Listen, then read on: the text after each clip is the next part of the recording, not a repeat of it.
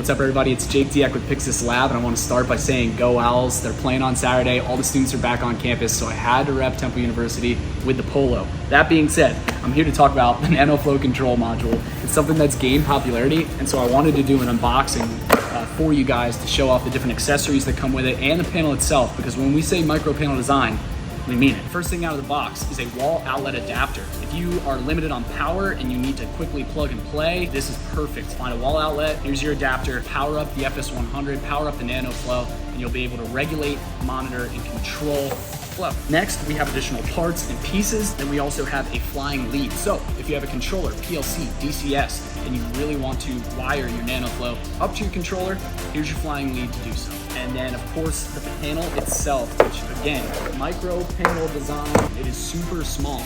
So the footprint for this guy when installing, I mean, you're gonna take up no space at all. We use a lot of these mounting brackets on our panels, and similar here with the NanoFlow, super easy to just clip over top. It's super lightweight, again, really tiny. And then let's get into the actual panel itself. First, the FS-100, the most important thing, our flowmeter.